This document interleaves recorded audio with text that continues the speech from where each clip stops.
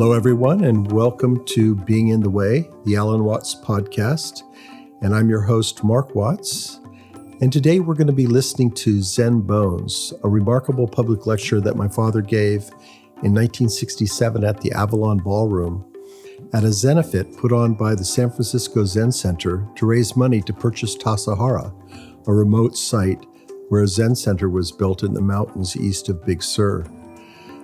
Well, in recent weeks, we've been listening to mostly seminar material where my father would be in a workshop or a seminar with a small group of people. In this talk, we go to a big hall. The Avalon Ballroom was usually the site of rock and roll performances. They're on Van Ness. And on this occasion, he's accompanied by a group of Buddhist monks who chant the Tisarana and other Buddhist chants, also the chimes and gongs that surround meditation practice in the Zendo. In coming weeks, we're going to be hearing more of these big hall talks. A talk that he did in 1971 in New York City at a conference called Western Therapy and Eastern Religions. And then we're going to hear a talk that he did in San Jose at San Jose State on drugs, turning the head or turning on. So these are the next couple of podcasts coming up, but today we have my father in Zen Bones, a remarkable performance and part of our Zen series at alanwatts.org. This podcast was produced with the help of the Ramdas Podcast Network. Our theme music is by Zakir Hussain, courtesy of Moment Records, and today also accompanied by the monks of the San Francisco Zen Center in their chants and gongs. So now here's Alan Watts in Zen Bones. The order of proceedings for this evening is that we shall start with the chant called the Tisarana and Panchasila in honor of the Buddhism of Southern Asia, the Theravada, and all those who know this particular chant are invited to join in. After that, there will be 5 minutes of Zazen, the art of sitting quietly without talking to yourself, just digging reality. When that is over, Suzuki Roshi will lead in the chanting of the Shingyo, which is the Heart Sutra of Mahayana Buddhism, the Buddhism of North Asia. And everybody who knows that will also be invited to join in. And then I shall say a few completely unnecessary words about Zen Bones. Buddham saranam gacchami, Dhangham saranam gacchami, Sangham saranam gacchami, Dutyampi buddham saranam gacchami, Namo tassa bhagavato arahato samma sambuddhassa.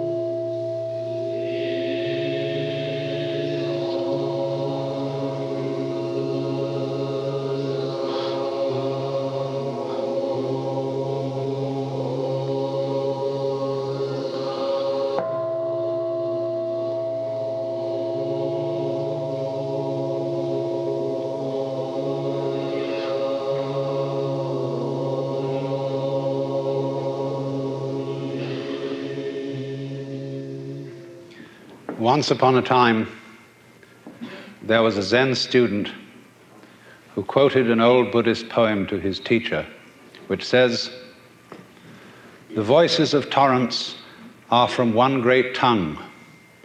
The lines of the hills are the pure body of Buddha." "Isn't that right?" he said to the teacher. "It is," said the teacher, "but it's a pity to say so."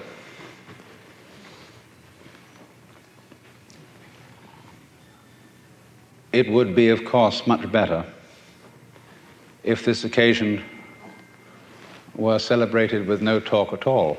And if I addressed you in the manner of the ancient teachers of Zen, I should hit the microphone with my fan and leave. But I somehow have the feeling that since you have contributed to the support of the Zen Center in expectation of learning something, a few words should be said, even though I warn you that by explaining these things to you, I shall subject you to a very serious hoax.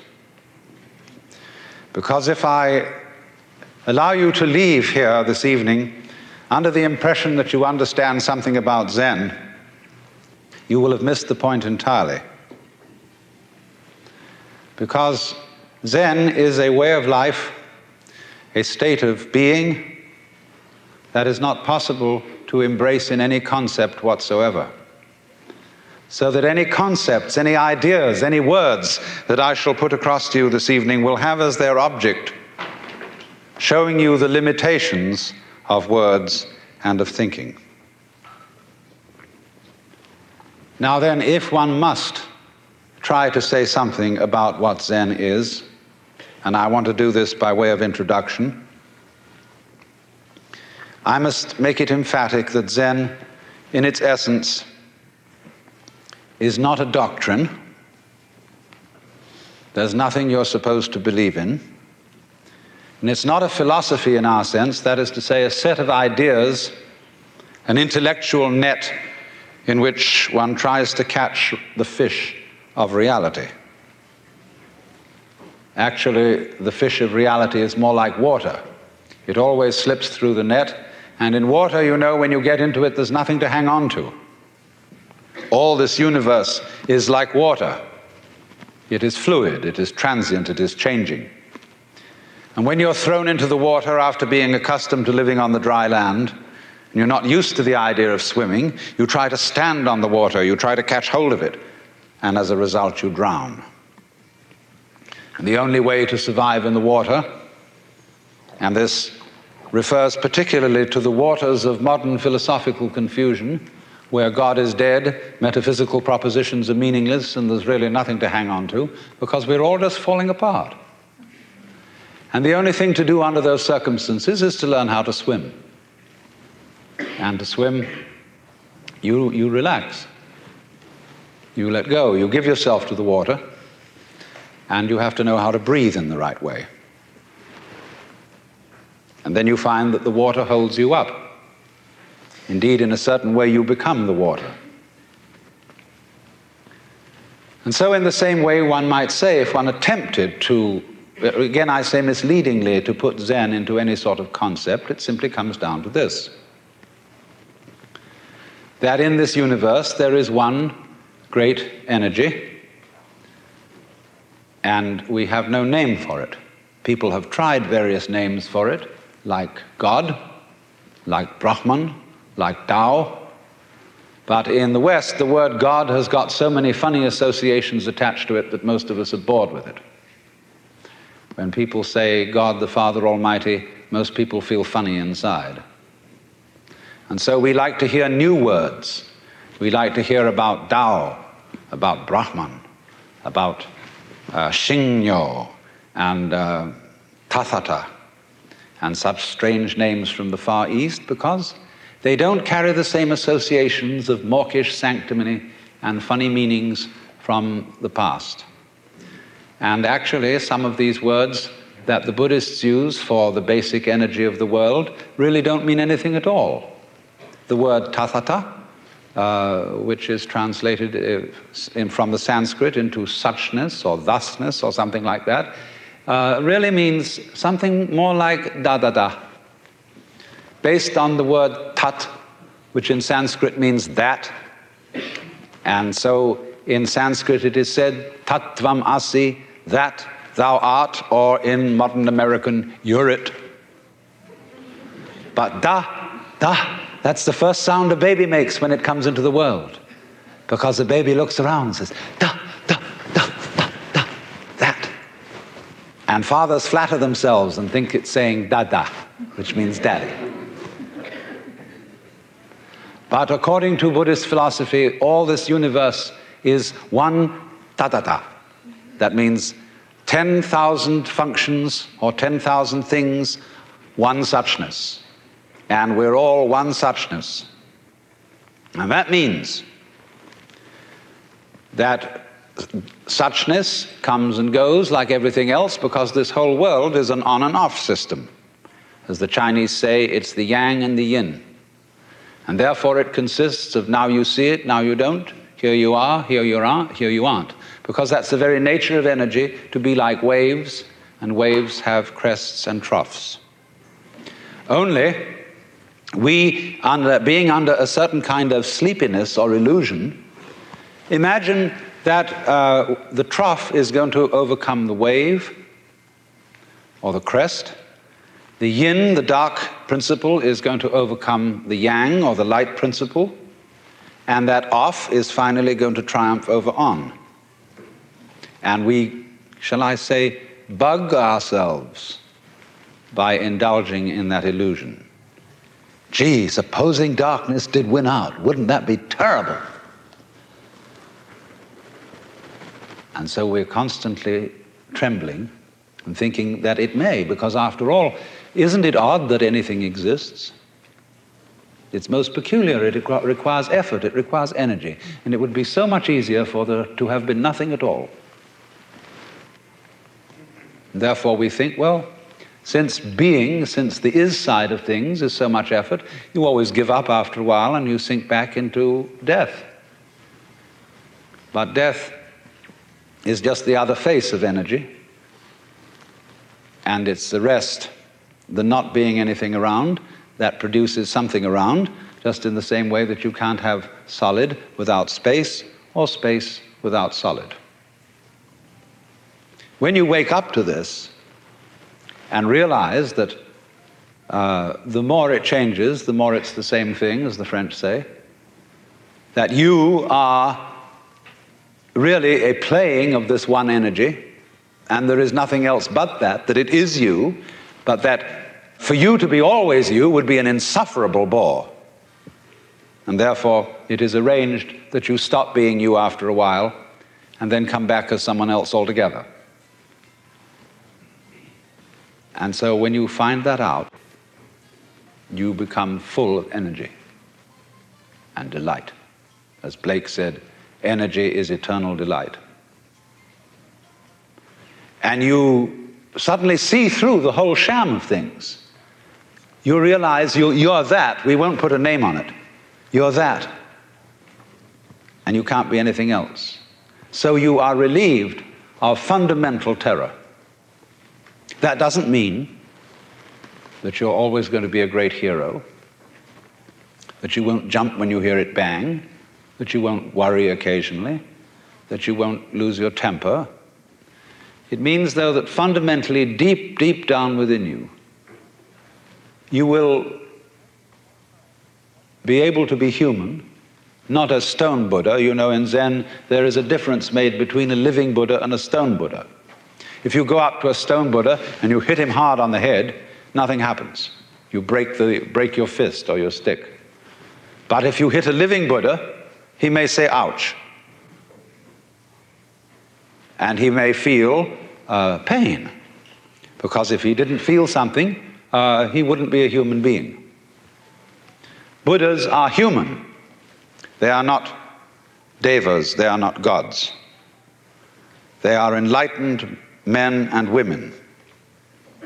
But the point is that they are not afraid to be human. They are not afraid to let themselves participate in the pains, difficulties, and struggles that naturally go with human existence. The only difference is And it's almost an undetectable difference. It takes one to know one. As a Zen poem says, when two Zen masters meet each other on the street, they need no introduction. When thieves meet, they recognize one another instantly. So, a person who is a real cool Zen understander does not go around saying, oh, I understand Zen. I have Satori. I have this attainment, I have that attainment, I have the other attainment. Because if he said that, he wouldn't understand the first thing about it. So it is then that, if I may put it metaphorically, Zhuangzi said, the perfect man employs his mind as a mirror. It grasps nothing, it refuses nothing. It receives but does not keep. And another poem says of wild geese flying over a lake. The wild geese do not intend to cast their reflection, and the water has no mind to retain their image. In other words, this is to be, put it very strictly into our modern idiom, this is to live without hang-ups. The word hang-up being an almost exact translation of the Japanese bonno and the Sanskrit klesha, ordinarily translated worldly attachment. But all that sounds a little bit, you know what I mean, it sounds pious. And in Zen, things that sound pious are said to stink of Zen. But to have no hang-up, that is to say, to be able to drift like a cloud and flow like water, seeing that all life is a magnificent illusion, a playing of energy, and there is absolutely nothing fundamentally to be afraid of. Fundamentally. You will be afraid on the surface. You will be afraid of putting your hand in the fire. You will be afraid of getting sick, etc. But you will not be afraid of fear. Fear will pass over your mind like a black cloud will be reflected in the mirror.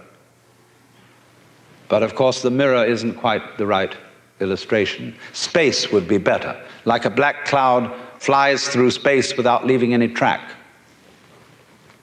Like the stars don't leave trails behind them. And so that fundamental that is called the void in Buddhism, it doesn't mean void in the sense that it's void in the ordinary sense of emptiness. It means void in that it is the most real thing there is, but nobody can conceive it.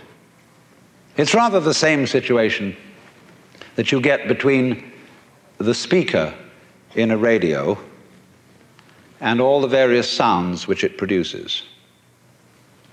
On the speaker you hear human voices, you hear every kind of musical instrument, honkings of horns, the sound of traffic, the explosion of guns. And yet all that tremendous variety of sounds are the vibrations of one diaphragm. But it never says so. The announcer doesn't come on first thing in the morning and say, ladies and gentlemen, all the sounds that you will hear subsequently during the day will be the vibrations of this diaphragm. But don't take them for real.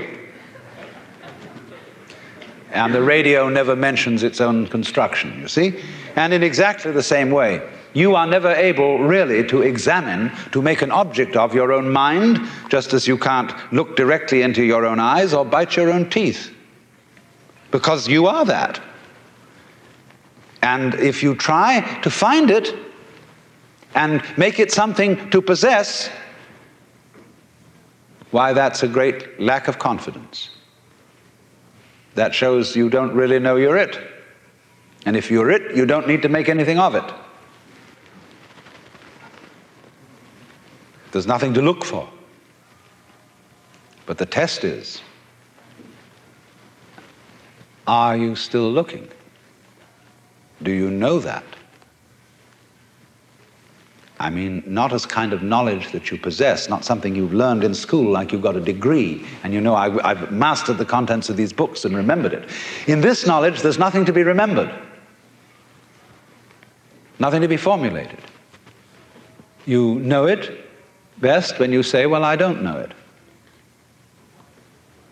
Because that means I'm not holding on to it. I'm not trying to cling to it in the form of a concept because there's absolutely no necessity to do so. That would be, in Zen language, putting legs on a snake or a beard on a eunuch. Or as we would say, gilding the lily. Now you say, well, that sounds pretty easy. You mean to say all we have to do is just relax? We don't go around chasing anything anymore? We abandon religion, we abandon meditations, we abandon this, that, and the other, and just live it up anyhow. Just go on. You know, like a father says to a child who keeps asking, why? Why did God make the universe? Who made God? Why are the trees green? And so on and so forth. The father says finally, oh, shut up and eat your bun. It isn't quite like that. Because you see, the thing is this. All those people who try to realize Zen by doing nothing about it are still trying desperately to find it and are on the wrong track. There is another Zen poem which says, you cannot attain it by not thinking. By thinking, it says. You cannot attain it by thinking. You cannot grasp it by not thinking. Or you could say, you cannot catch hold of the meaning of Zen by doing something about it, but equally, you cannot see into its meaning by doing nothing about it. Because both are, in their different ways, attempts to move from where you are, now, here, to somewhere else. And the point is that we come to an understanding of this, what I call suchness, only through being completely here. And no means are necessary to be completely here. Either active means on the one hand, nor passive means on the other. Because in both ways, you are trying to move away from the immediate now. But you see, it's difficult to understand language like that. And to understand what all that is about, there is really one absolutely necessary prerequisite. And this is to stop thinking. Now, I am not saying this in the spirit of being an anti-intellectual, because I think a lot, talk a lot, write a lot of books, and am a sort of half-baked scholar. But you know, if you talk all the time, you'll never hear what anybody else has to say. And therefore, all you'll have to talk about is your own conversation. The same is true for people who think all the time. That means, when I use the word think, talking to yourself, subvocal conversation, the constant chit-chat of symbols and images and talk and words inside your skull. Now, if you do that all the time, you'll find that you've nothing to think about except thinking. And just as you have to stop talking to hear what others have to say, you have to stop thinking to find out what life is about. And the moment you stop thinking, you become into immediate contact with what Korzybski called, so delightfully, the unspeakable world. That is to say, the non-verbal world. Some people would call it the physical world. But these words, physical, non-verbal, material, are all conceptual. And is not a concept. It's not a noise either. It's, get that?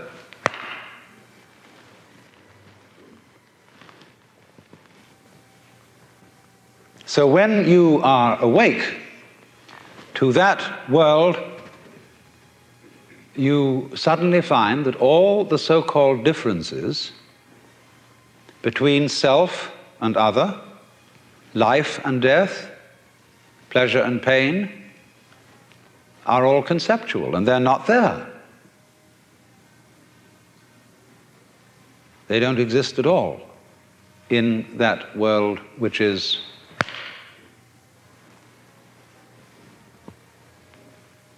in other words, if I hit you hard enough, ouch doesn't hurt if you're in a state of what is called no thought. It just, there is a certain experience, you see, but you don't call it hurt. It's like when you were small children, they banged you about, and you cried.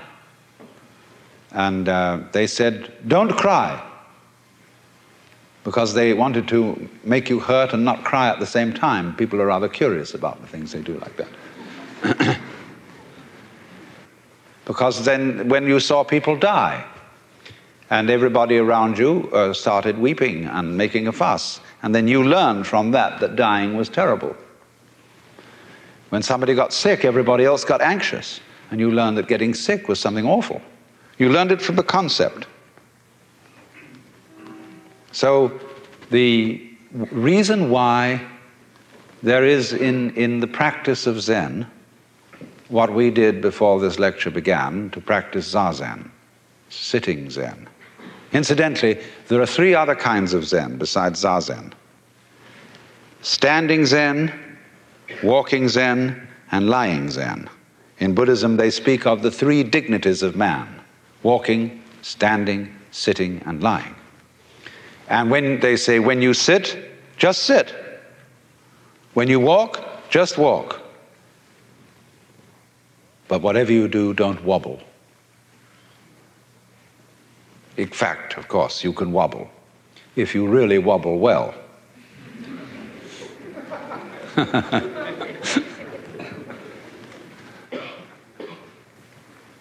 When the old master Hyakujo was asked, what is Zen? He said, when hungry, eat. When tired, sleep. But they said, well, isn't that what everybody does? Aren't you just like ordinary people? Oh, he said, no, they don't do anything of the kind. When they're hungry, they don't just eat, they think of all sorts of things. When they're tired, they don't just sleep, but dream all sorts of dreams. I know the Jungians won't like that. But there comes a time when you just dream yourself out. And no more dreams. You sleep deeply and breathe from your heels. Now, therefore, Zazen, or sitting Zen, is a very, very good thing in the Western world. We have been running around far too much. It's all right. We've been active, and our action has achieved a lot of good things. But as Aristotle pointed out long ago, and this is one of the good things about Aristotle, and he said the goal of action is contemplation. In other words, busy, busy, busy, busy, busy, but what's it all about? Especially when people are busy because they think they're going somewhere, and they're going to get something and attain something. There's quite a good deal of point to action if you know you're not going anywhere.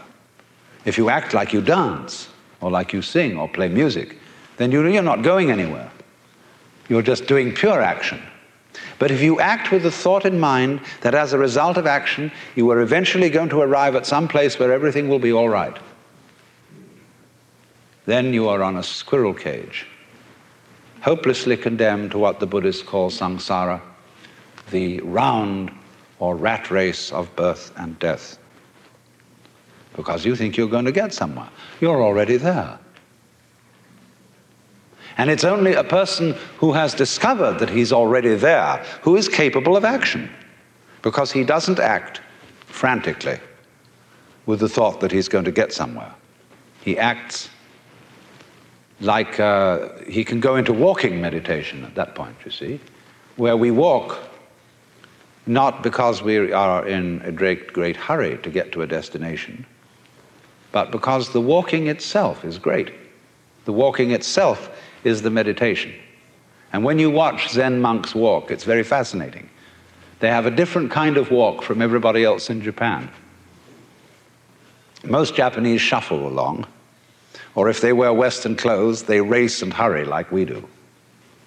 Zen monks have a peculiar swing when they walk.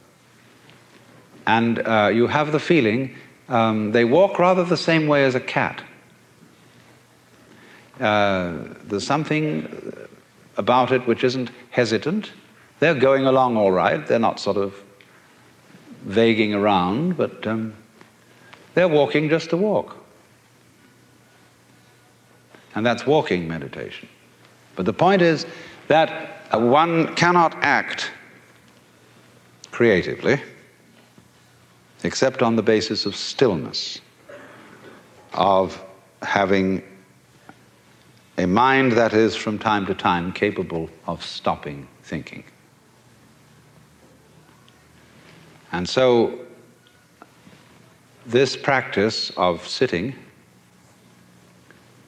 and may seem very difficult at first, because if you sit in the Buddhist way, it makes your legs ache.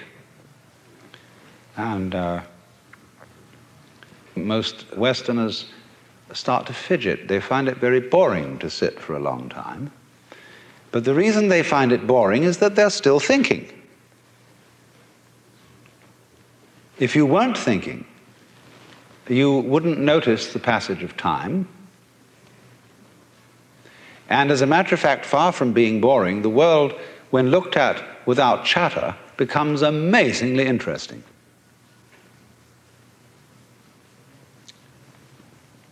The most ordinary sights and sounds and smells, the texture of shadows on the floor in front of you, all these things without being named and saying, that's a shadow, that's red, that's brown, that's somebody's foot. When you don't name things any longer, you start seeing them.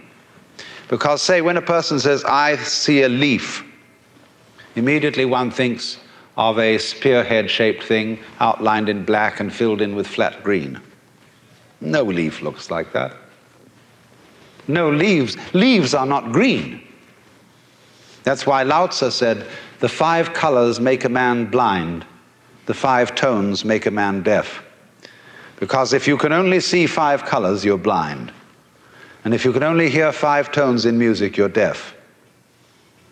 You see, if you force sound into 5 tones, you force color into 5 colors, you're blind and deaf. The world of color is infinite, as is the world of sound. And it is only through stopping, fixing conceptions on the world of color and sound that you really begin to hear it and see it. So this, shall I be so bold as to use the word discipline of meditation or zazen, lies behind the extraordinary capacity of Zen people to develop such great arts as the gardens, the tea ceremony, the calligraphy, and the grand painting of the Sung dynasty and of the Japanese Sumi tradition. And it was because, especially in tea ceremony, which means literally chano-yu in Japanese means hot water of tea, they found in the very simplest things of everyday life magic. In the words of the poet Hokoji, marvelous power and supernatural activity, drawing water, carrying wood. And you know how it is sometimes when you say a word and make the word meaningless. You take the word yes. Yes. Yes. Yes. Yes. Yes. Yes. Yes. Yes. Yes. Yes. It becomes funny. That's why they use mu, in Zen training, which means no. Mu. And when you get this going for a long time, the word ceases to mean anything, and it becomes magical. That sound. Now, what you have to realize in the further continuance of Zazen, that as you well, let me say first in a preliminary way, the easiest way to stop thinking is first of all to think about something that doesn't have any meaning. That's my point in talking about moo or yes, or counting your breath, or listening to a sound that has no meaning. Because that stops you thinking, because you become fascinated in the sound. Then as you get on and you just, the sound only, comes a point when the sound is taken away and you're wide open. Now at that point, there will be a kind of preliminary so-called satori, and you will think, wow-wee, that's it. You'll be so happy, you'll be walking on air. When Suzuki Daisetsu was asked, what is it like to have satori? He said, well, it's like ordinary everyday experience, except about 2 inches off the ground. But there's another saying that student who has attained satori goes to hell as straight as an arrow. No satori around here, because anybody who has a spiritual experience, whether you get it through zazen or through LSD or anything, that gives you that experience, if you hold on to it, say, now I've got it, it's gone out of the window. Because the minute you grab a living thing, it's like catching a handful of water. The harder you clutch, the faster it squirts through your fingers. There's nothing to get hold of, because you don't need to get hold of anything. You had it from the beginning. Of course, you can see that by various methods of meditation. But the trouble is the people who come out of that and brag about it. Say, I've seen it. Equally intolerable are the people who study Zen and come out and brag to their friends about how much their legs hurt and how long they sat and what an awful thing it was. They're sickening. Because the discipline side of this thing is not meant to be something awful. It's not done in a masochistic spirit or a sadistic spirit. Suffering builds character. Therefore, suffering is good for you. When I went to school in England, the basic premise of education was that suffering builds character. And therefore, all senior boys were at liberty to bang about the junior ones with a perfectly clear conscience, because they were doing them a favor. It was good for them. It was building their character. And as a result of this kind of attitude, the word discipline has begun to stink. It's been stinking for a long time. But we need a kind of entirely new attitude towards this, because without that quiet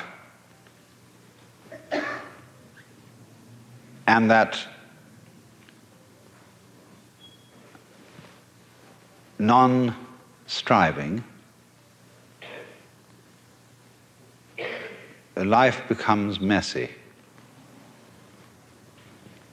When you let go, finally, because there's nothing to hold on to, you have to be awfully careful not to turn into loose yogurt.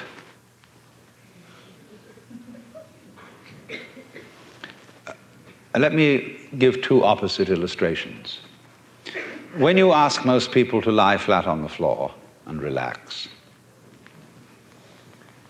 you find that they are full of tensions because they don't really believe that the floor will hold them up.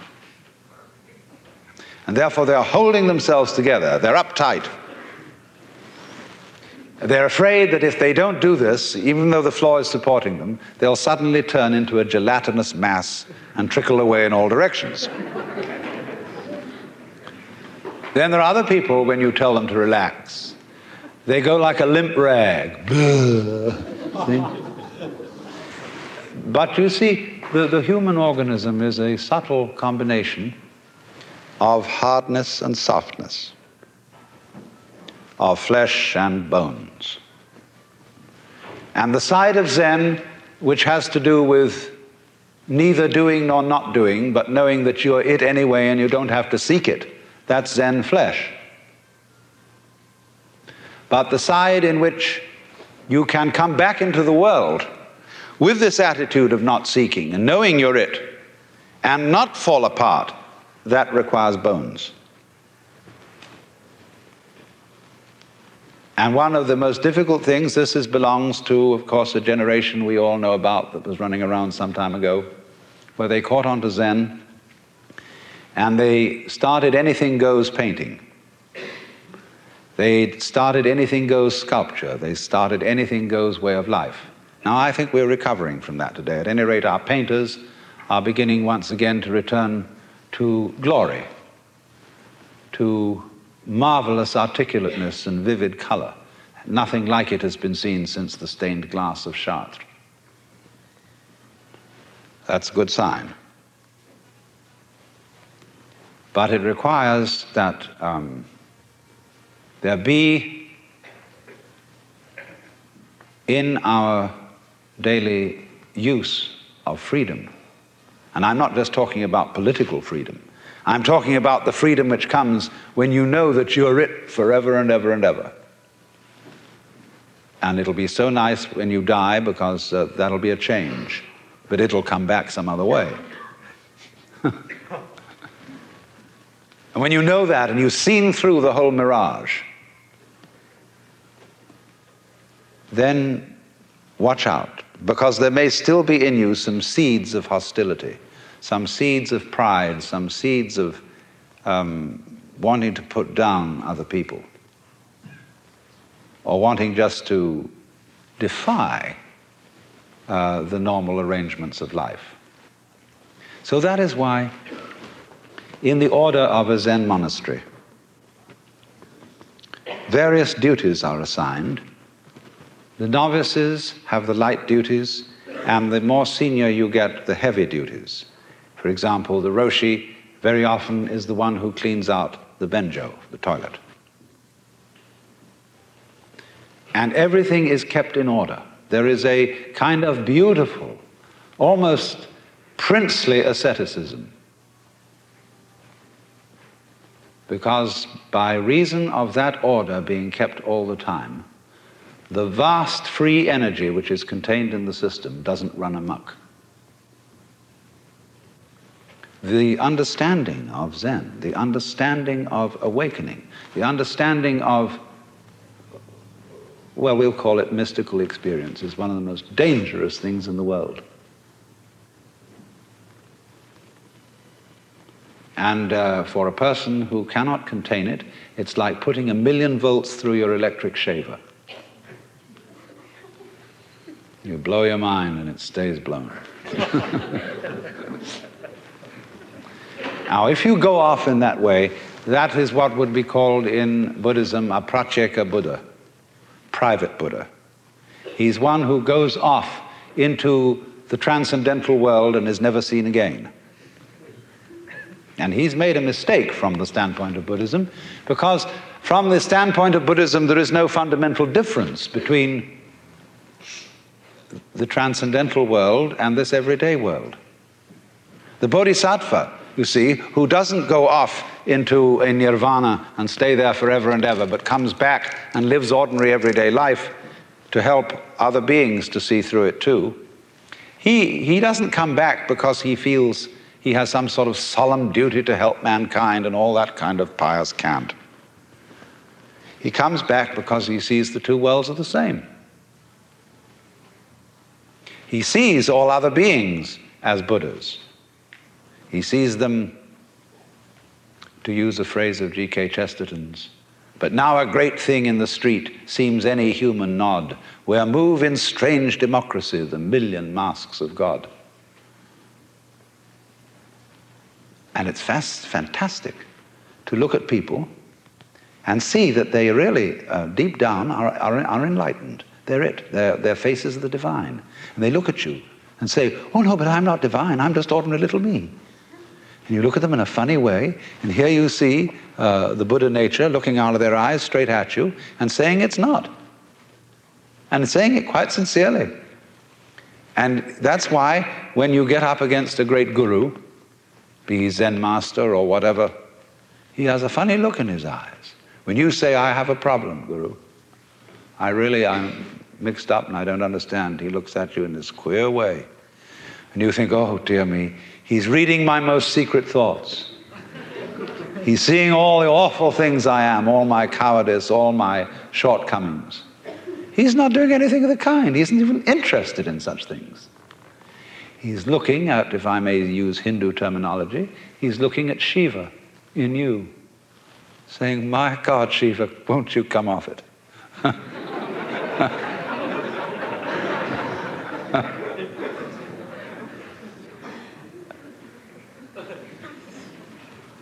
So then you see the Bodhisattva, who is, I'm assuming quite a knowledge of Buddhism in this assembly, but the Bodhisattva as distinct from the Pratyeka Buddha. Bodhisattva doesn't go off into nirvana. He doesn't go off into permanent withdrawn ecstasy. He doesn't go into a kind of catatonic samadhi. That's all right. There are people who can do that. That's their vocation. That's their specialty, just as a long thing is the long body of Buddha and a short thing is the short body of Buddha. But if you really understand that Zen, that Buddhist idea of enlightenment is not comprehended in the idea of the transcendental, neither is it comprehended in the idea of the ordinary. Not in terms of the infinite, not in terms of the finite.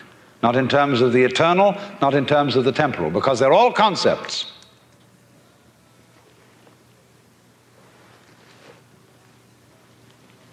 So, let me say again, I'm not talking about the ordering of ordinary everyday life in a reasonable and methodical way as being school teacherish and saying, nice, if you were nice people, that's what you would do. For heaven's sake, don't be nice people. But the thing is that unless you do have that basic framework of a certain kind of order and a certain kind of discipline, the force of liberation will blow the world to pieces. It's too strong a current for the wire. So then, it's terribly important to see beyond ecstasy. Ecstasy, is the soft and lovely flesh, huggable and kissable, and that's very good. But beyond ecstasy are bones, what we call hard facts of everyday life. Incidentally, we shouldn't forget to mention the soft facts. There are many of them. But in the hard fact, it is what we mean, the world as seen in an ordinary, everyday state of consciousness. To find out that that is really no different from the world of supreme ecstasy. Well, it's rather like this. Let's suppose, as so often happens, you think of ecstasy as insight, as seeing light. There's a Zen poem which says, a sudden crash of thunder, the mind doors burst open, and there sits the ordinary old man.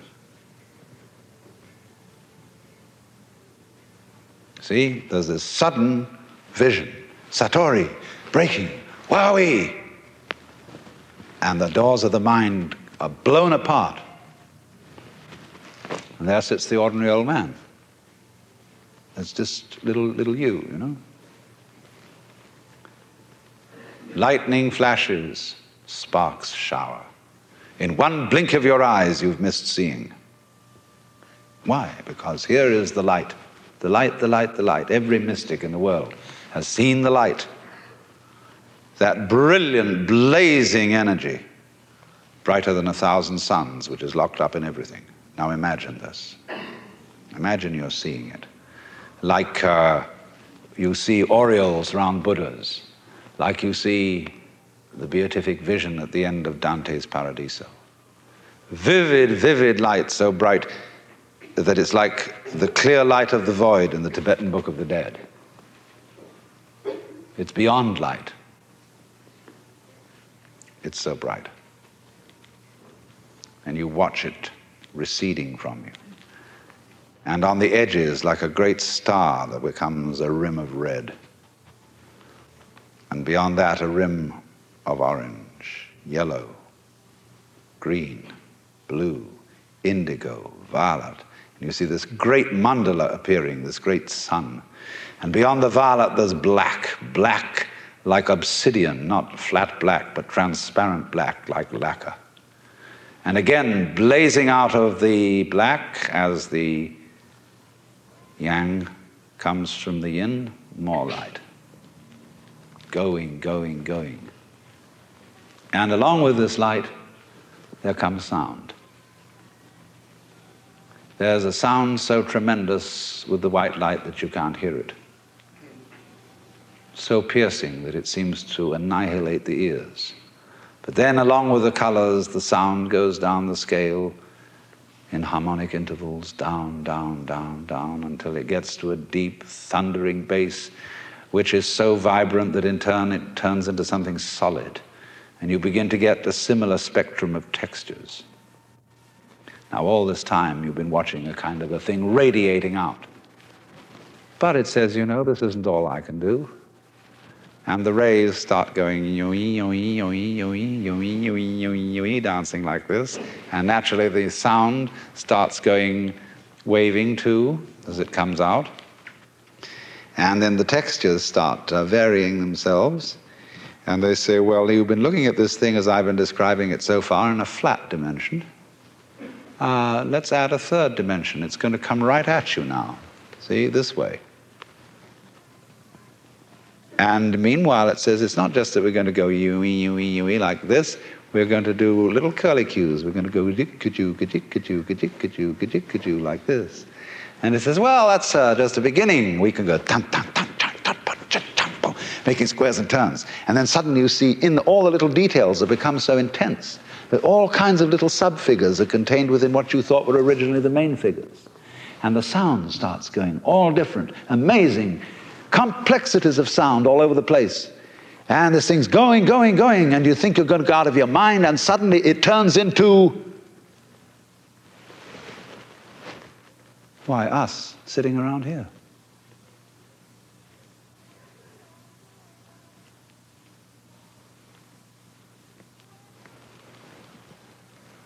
Thank you very much.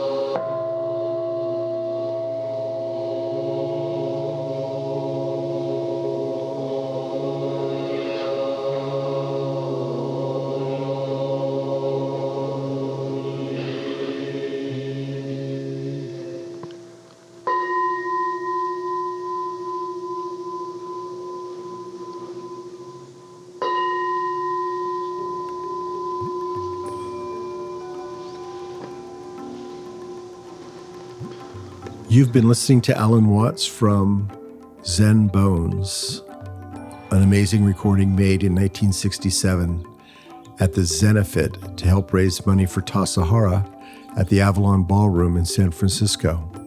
Our theme music is by Zakir Hussain and Rhythm Experience, today accompanied by various monks from the Zen Center. And in future episodes, we will hear a Gregorian choir and other accompaniments of a rather unusual nature. Today's podcast is produced and distributed by the Ram Dass Be Here Now podcast network. Our theme music is by Zakir Hussain, today mixed with some of the chanting monks from the Zen Center. And for further information about the spoken works of the late Alan Watts, please visit our website at alanwatts.org. Thank you so much.